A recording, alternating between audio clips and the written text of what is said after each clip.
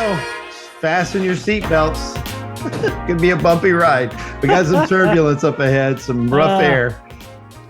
Welcome to the Addiction Connection podcast, connecting the hope of the gospel, the heart of addiction. I'm your host, Mark Shaw, and I've got Ben Marshall here with me. And one thing that the Bible tells us not to do that I struggle with is coveting Ben's beard. I covet this beard, Ben, and I don't know, that's not good, but I mean, you know, this is just nothing compared to you. You're a real man with that beard. Well, you just got to look in the mirror and you got to talk to it. You got to give it a name. I found out that's important because on the rough days when it's, itchy or whatever, and you want to shave it off, if it has a name, it's hard to kill it. So, yeah. So my beard is affectionately named Spurgeon. And okay. Yeah. Well, that's good. Yeah. Well, I just thought I would make it really awkward at the very beginning with you because I knew you could handle it. I knew, I tease about the coveting part a little bit, but it is a very nice beard. And thank you. I do want to grow mine out one day. I did go to Russia and I grew it out for a few months and it was longer than it had ever been. And I did really like that. So, but I know it's a lot of work too. I mean, It is. I know I think my wife tells people I spend more money on beard product than she does on her hair products. I don't know if that's true, but it probably comes close. So, yeah.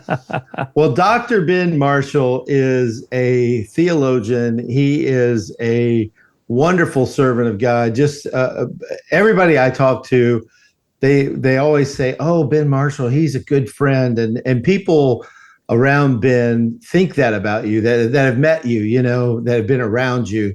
They think of you as a friend, and you really are a kind-hearted soul that is tender and gentle, and so you're beloved in the biblical counseling movement, and I really appreciate you and your friendship to me. And also just your ministry and what you do. And so I asked Ben for one of his favorite verses, and he mentioned Romans 8:28 and 29. So I'm going to read those and then throw it over to Dr. Ben Marshall to just talk about them a little bit. But Romans 8:28 and 29, and we know that for those who love God, all things work together for good for those who are called according to his purpose, for those whom he foreknew, he also predestined to be conformed to the image of his Son, in order that he might be the firstborn among many brothers. So take it away, Ben. Tell us a little bit about why those verses mean so much to you. Yeah. Well, first off, Mark, thank you for all those kind words. I was going to say, stop the podcast now because it's all downhill from there. So thank you for those words. And I still can't believe I get to hang out with you online and all that kind of fun stuff. But that kind of does factor in, to the Romans 8:28 and God being sovereign over everything.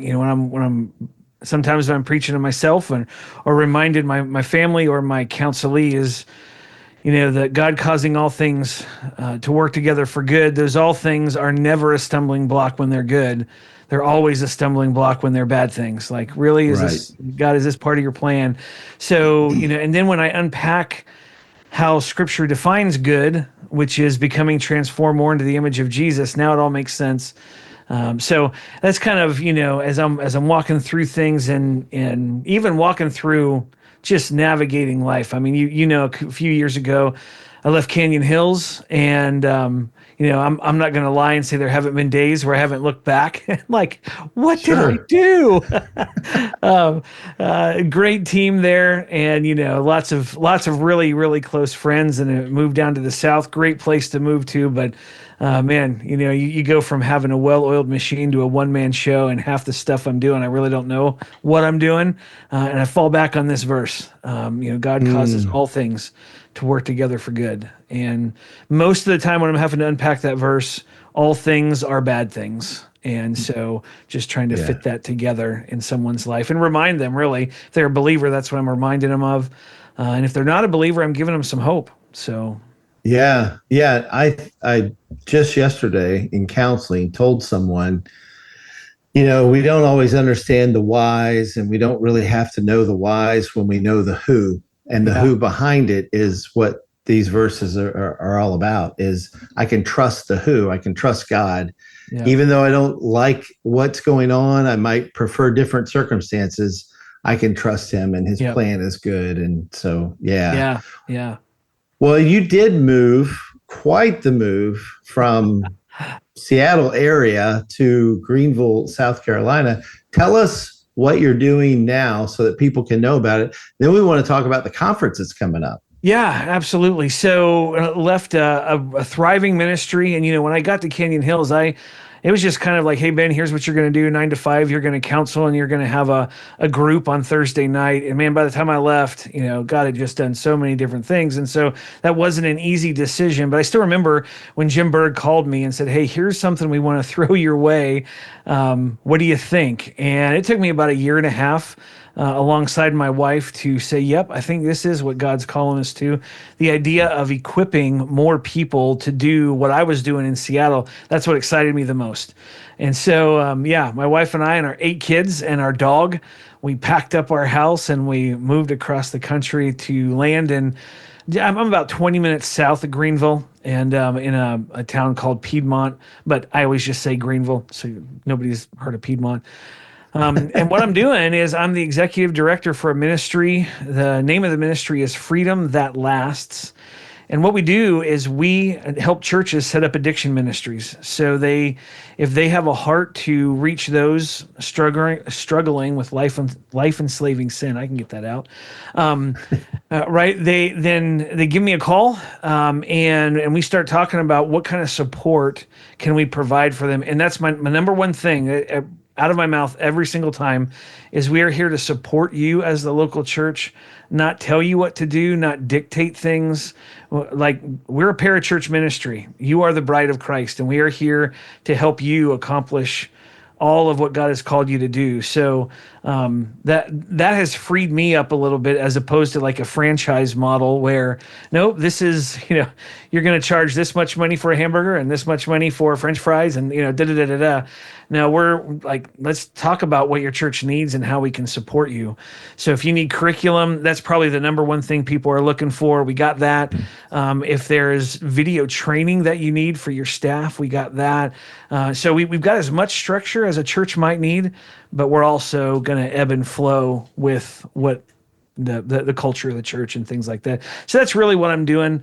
Talking with a lot of churches, and then trying to do content creation in there and, things like that. So, yeah. Well, and if someone is interested, where do they go to contact you? The freedomthatlasts.com website is probably the first place to start, I guess. Yeah, if they go to the homepage of Freedom That Lasts, right at the top, there's a start button, and they can click on the start button, and that will direct them to fill out some info for a discovery call, and then we'll be in touch, and we just go from there. And right now, we did some marketing work over the summer. We went from 2 to 3 discovery calls a week to 10 to 13 a day. Wow. I knew the moment that our marketing crew, which great crew by the way, but as soon as they hit the go button, like, I knew it, because my inbox just exploded. So I had to bring another person on to help kind of facilitate those discovery calls. But that's the easiest way for somebody to get in touch with us, figure out how to launch a Freedom That Lasts meeting or a group at their church. Well, and that's what we're going to do in the Freedom That Lasts annual summit. The first one ever is coming up in March. And I know Friday night there's going to be a meeting, a Freedom That Lasts meeting to sit in and observe. So I'm kind of I guess I'm doing the spoiler thing a little early, but tell us about the first ever summit. Yeah, it's all good. So we tried to launch this last year and it just didn't come together, and so it is coming together so fast and easy. I'm excited, and so I kind of, if I go back to the one comment I made just a few minutes ago, like, if you want to get in touch with me, go to the landing page. There's a start button. Right underneath that is a register button where somebody can register for the FTL Summit. So it's all right there on our front landing page. You don't have to navigate through a whole bunch of different things. But yeah, our summit is Thursday night. It's March 13th through the 15th. And so the 13th is a Thursday, and that will be the evening of the 13th. And then we'll do all day Friday, and then we'll do Saturday morning. It'll end about 11:15. But one of the number one things I wanted to do was give people an experience of what a Freedom That Lasts meeting looks like. And so we affectionately call Faith Baptist Church in Taylor's our flagship church. That's kind of where everything launched, as a special place in our heart. And so they've connected with a bunch of different ministries around the Greenville area. There's Miracle Hill and Overcomers and Renewal and some other ministries. And so they run, 140 people on a Friday night is not abnormal at all. That's a pretty consistent number. So, here, the summit people will get to join and see what a Freedom That Lasts meeting is all about. And the reason why we kind of structured it that way, that's one of the number one questions I get when I'm doing discovery calls is, can you tell me where a Freedom That Lasts meeting is so we can go observe it, so we can go watch it? And unfortunately, even though we're sitting at 68 chapters right now, just take a look at the country. Right now, as I'm looking behind me, I've got the map of the United States with little flag pins of where all of our chapters are, but gaping holes.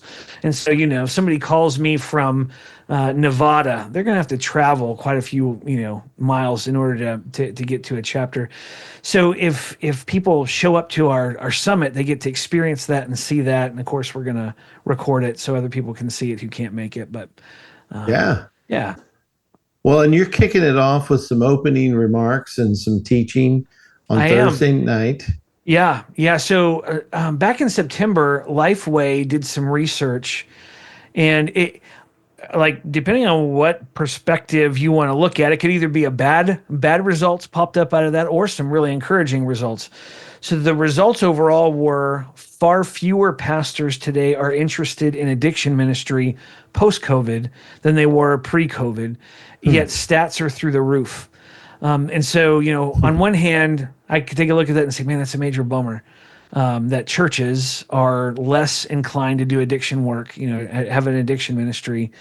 On the other hand, my goodness, what a chance for, the Addiction Connection and Freedom That Lasts and all the other friends that you and I have that are running residential homes and, counseling ministries and things like that. I mean, it's a time for us to shine, because what at least the United States government has been up to has not been working. And so I have a whole story about me going up to the middle of North Carolina to chat with about 80 pastors, and let's see, there were 2 North Carolina senators and a Supreme Court justice and a sheriff, and they all wanted my thoughts on medically assisted treatment. And how to, what's the other alternative to that? And so we chatted for a while. I think I ended up going up there 3 or 4 times, and but all that to say, for you and I and those of us that are linking arms as far as the sufficiency of Scripture regarding addiction, this is that report for me was like, okay, here we go. There's lots of work out there to be done, and there's a lot of churches to get it done. So yeah. What do you think is the major concern of these pastors about doing addiction ministry? It could be a lot of things, I'm sure, but what do you think are some of the concerns they have about stepping out and doing an addiction ministry in their church? Yeah, 3 that just kind of, the reason why I say, 3, that never happens in my world. I instantly have 3 ideas. The Focus pastor, I think Ernie Baker and a few other guys, they write for the Focus pastor, where they reached out to me and asked if I would comment on the Lifeway research stuff. So that's why 3 popped into my head. Yeah. It's not, I don't sit around and just, instantly think. I have 3. Yeah. But one is I think pastors can be intimidated, right? Especially if their only context is Hollywood or a TV show, or even YouTube for that matter. I mean, I've seen some, people who have done reporting on Kensington Avenue and some other things like that. And that can just get really overwhelming if you've never done that. So I think it can be intimidating and overwhelming for a pastor to think about. I also think if they're thinking they have to do the work, it's another plate they've got to spin, and they're probably already spinning more than they care to spin. So just kind of being overworked would be another one. Misinformed would be one. Overworked would be one. I also think a lot of pastors probably have given into the disease model, and this really isn't for the church. We need to get them to detox, and then we need to get them to a residential center, and then once they have all that squared away, then they can come see us. And I'm like, no, that's all backwards. Yeah. But I mean, probably if you ask the average person, well, I one of our questionnaires when somebody signs up for a discovery call, we ask them to answer 5 questions. And one of those is, what do you believe about the origin of addiction? And then I give them 5 options there. And thankfully, most of the people who are signing up for discovery calls with me, they're saying it's sin. Sin is the origin, but not too far behind that is disease. Yeah. So, I think a lot of people have bought into that idea. But I also think so I'm given 3, misinformed, and kind of feeling like a fish out of water and not comfortable. Right. And I gave one other one just a few minutes ago. I can't think of it. But anyways, a 4th one Yeah. is I think pastors are wrapped up in addictive things themselves. And so the idea of starting, especially if we think about pornography or even just social media scrolling. Yeah. I don't think it's too far removed to think that a pastor could spend 6-7 hours a day in his office by himself, and he's just scrolling through YouTube and Instagram and listening to podcasts. And not that there's anything wrong with podcasts. Obviously, you and I are doing one right now, but so all that to say, I think there's a handful of reasons why pastors don't want to do it. Yeah. I've known pastors who were drinking, and they were like, I don't know that I really want to promote a ministry that disapproves of our drinking and our, we're open about that. And we do that. And it's interesting how and pornography and stuff that they're doing, can prohibit them from thinking, well, do we really want to help with this when we're not doing it ourselves? And some guys struggle with that for sure. So, yeah. Well, it's sad that you mentioned Kensington, and I was just there this past weekend. That's right. And they drove me through there, and you see people just slumped over, like bent over. They're instead of upright, they're like that, and they're frozen. And you've seen pictures of that, but it was like that. I mean, there were several, and people are just walking by them. I mean, it's normal, it's commonplace, and you think about just the abject, bankrupt, the folks that are just lacking the gospel and to know Christ. And here we as a church have an opportunity to share the hope of Christ with people. And so I applaud what you're doing for that very reason. It's so great. Thanks. I was out in San Francisco about 1.5 years ago. One of our chapters is smack downtown San Francisco. I mean, when he said that they were in San Francisco, I thought, okay, kind of outskirts, maybe close. No. Yeah. They're like downtown. And they drove me through,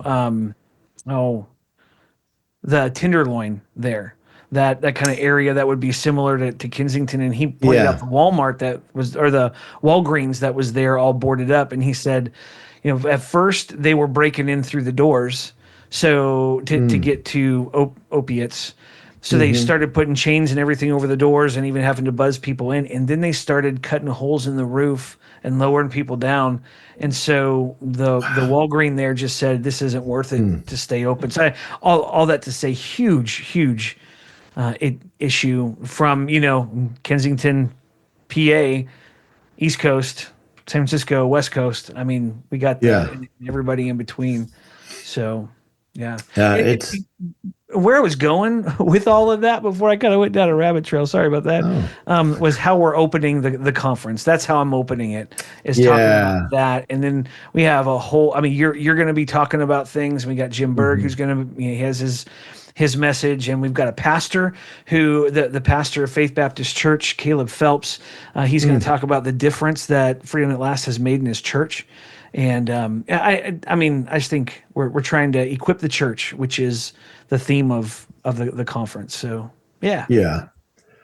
Yeah, you've got me doing why addiction ministry belongs in the church, and Yeah. I can't wait. I mean, I don't know what I'm going to say exactly yet, but I'm pretty excited about it. Just say, yes, it does. And then sit It down and does. just watch what everybody does. Yeah. Well, it's to me, it's an opportunity. And I was even thinking today, I almost said I wasn't going to say this publicly, but I think I am. I'm going to take a risk here, but I'm not so concerned about people getting off of drugs and alcohol. That is like, that's one of my life's passions. But my bigger concern is that they hear the gospel, Yeah. that they Amen. come to know Jesus Christ. So even if someone gets saved and they go back to using drugs and alcohol, and sometimes in some cases, I've heard of people that have overdosed and died, at least they heard the gospel and were saved. And I mean, it's a dangerous sin to play around with. And we know it's a sin that leads to death. And so I just want people to hear the gospel, to know the truth, to know the one true God, and then to rest in that. And then the drugs and alcohol, all that will take care of itself. But that's really my. The reason I said I didn't want to say it publicly, it almost sounds like, well, I don't care if they're off of drugs and alcohol. Of course, I want them off. But the main thing, the bigger thing is knowing Christ. Does that make sense? The way I said it, you can make it sound Absolutely. better. Yeah, well, no, I don't think I can make it sound any better. I think that's it exactly. I think I'm going to swipe this. I don't know if David Pallison said it this way or not. He probably said it way more elegant than how I'm about ready to say it, but it's about direction, not perfection. That's how Yeah. I have it in my head. From a freedom that lasts standpoint, we don't shoot for sobriety and stop. We absolutely want people to be sober, and when I say sober, sober minded. So Yeah. whether it's drugs and alcohol, or whether it's pornography or gambling or whatever, we want them to be sober minded. But more than that, we want them to be a Christ follower. And Mm-hmm. so you and I have been in this world long enough where we know the idea of perfection. No way. Like in my own life, no way. In other Mm-hmm. people's lives, no way. And this is the part that I remember from David Pallison. He said, in our walk, sometimes we're sprinting towards Jesus, sometimes we're running, sometimes we're crawling, and sometimes we're just looking in the direction of Mm-hmm. Jesus. But all of that can only happen because of the work of the Holy Spirit in Jesus' life, death, and resurrection. Like we wouldn't even look in his direction if it wasn't for the saving power of the gospel. And so that's my thing, and especially when I'm, somebody, I like it, even as I'm talking to you, I'm thinking of the guy who came in, like my door's open and he just leans against the door frame and I can see it's written all over his face. Like I did it again. And I won't say what he did, but I did it again. Yeah. And it was an addictive thing. Right. And for him to be reminded, okay, so today you're not walking, you're not running, you're not, crawling, you're just looking, but that still is miraculous. Now let's not Mm-hmm. stay here. Let's get up and let's keep going. So yeah, Amen. yeah, Yeah. The reason addiction ministry belongs in the church, people have to wait until my workshop, but we've yes, covered a lot of it now. And so yes, we want to yes. do that. Well, how do people sign up? They go to the website. The registration's about $99, I think, to Yep. attend. And what other things do people need to know about the conference or the summit? The summit. And we're calling it the summit. Just we tried one Yeah. of those like cool things like G3 or whatever, but everybody has one of those, and so we just went with good old the Freedom That Last Summit, and that'll be our thing for the foreseeable future. But as far Yeah. as signing up, yeah, the only thing they need to do is go on our website and sign up. It's pretty easy, and I think. I'm going to say it, and then my operations manager Becca might come back and say, "Why did you do that?" But I Yeah. think right now we still are offering a pastor's discount Hmm. because we want everybody there, but we absolutely want pastors to be convinced of the sufficiency of Scripture regarding addiction and that they can do it. So I think there's a pastor's discount. And so the viewers of this podcast can reach out to me and I will get them that discount code. There we go. Yeah. So I'll take the bull by the horns and just say that.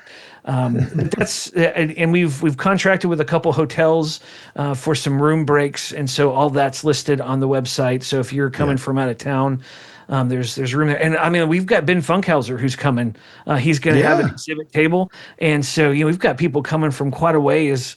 I'm floored. I think that's what I've been so excited about is even before we did what where we call marketing, we had people signing up. I'm like, this is outstanding.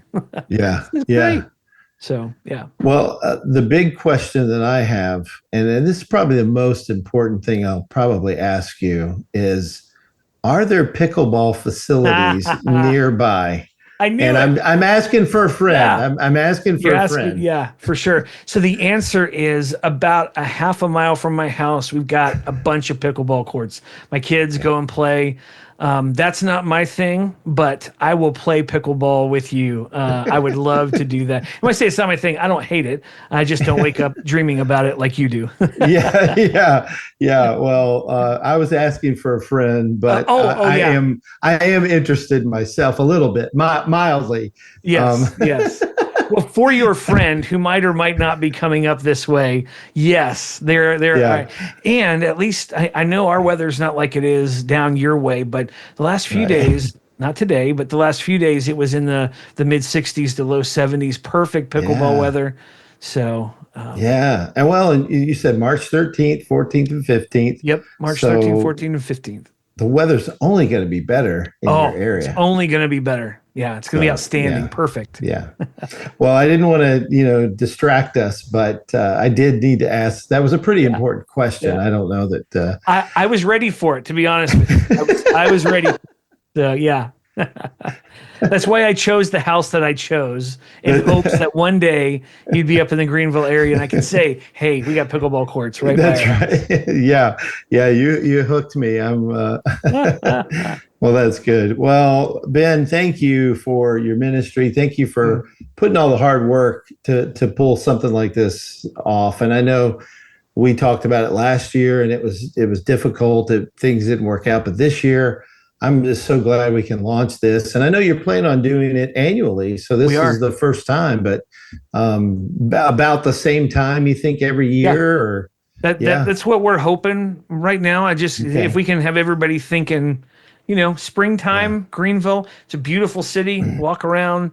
We've got I think we have 8 or 9 local Christian universities around us. And so if people are thinking, we could check out if our kids are old enough or whatever. I mean, there's all kinds of things for people to do. So, but springtime, great time to come on out. It's going to be great. And then from my perspective, I just get to hang with people who think like me and talk like me, and I don't have to wonder what their agenda is. So That's right. Well, the Bible is sufficient to handle this issue in particular, what we're talking about with addiction or heart issues, desires, idolatry, sin. I mean, drunkenness. There's all the witchcraft. There's all these different words, but we know Christ is sufficient. He's the answer to all those questions. And so I'm thankful for you, brother, because I know you stand on that, and I appreciate I know that's hard to do, but I appreciate your work in calling the church to, hey, be a part of the solution and offer the real answer, which is Jesus Christ. So thank you for what you do. Absolutely. And thanks for inviting me. This is fun. Yeah. We'll do it again, and we'll talk content and maybe a little pickleball. Maybe. I don't know. We'll see. But we'll sounds good. Maybe I'll have my own paddle by then. Yeah. I'm going to work on that. Yeah. All right. We'll ship one to you. Thanks, Ben. All right. We'll talk to you later. All right. Take care. Yeah, I've got you doing a Plenarian 2 workshops. All right. I'll whoa, did I just do something to make balloons? I think we just had a party. I think we did. I don't know what that was all about, but okay.